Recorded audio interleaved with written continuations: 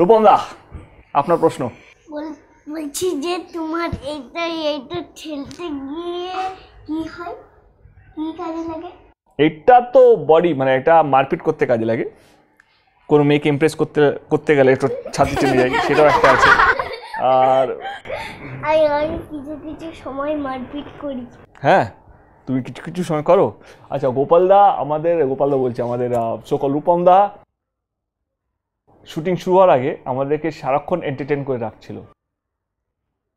আমি আমার জীবনে এরকম একটা আবিষ্কার আগে কোনোদিনও দেখিনি।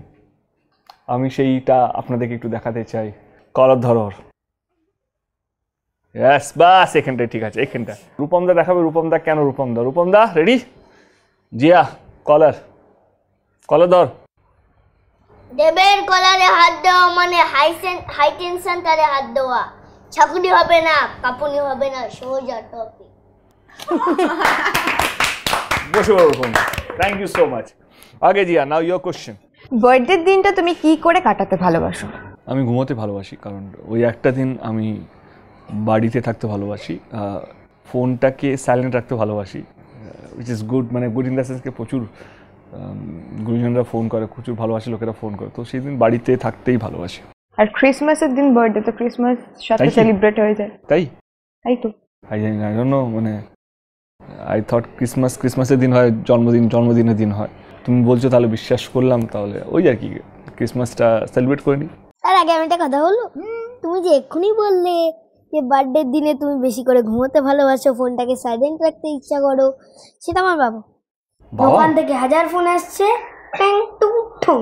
কার বাবা সেটা তো দেখতে হবে।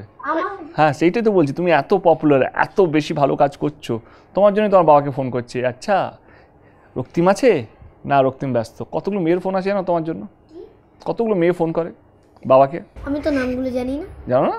পরে বলবো, ক্যামেরাটা অফ হোক, তারপরে বলবো, ঠিক আছে? আচ্ছা দেবদা, তুমি অ্যামাজন অভিযান নিয়ে কি কি ফিডব্যাক পাচ্ছ আমাদের সবার সাথে একটু শেয়ার করো।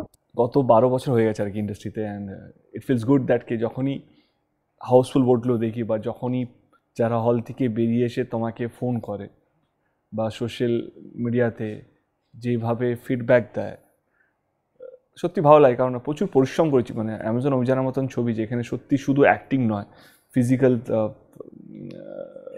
ব্যাপারটা অনেকটাই থাকে। এখনও পর্যন্ত up till now it's fantastic.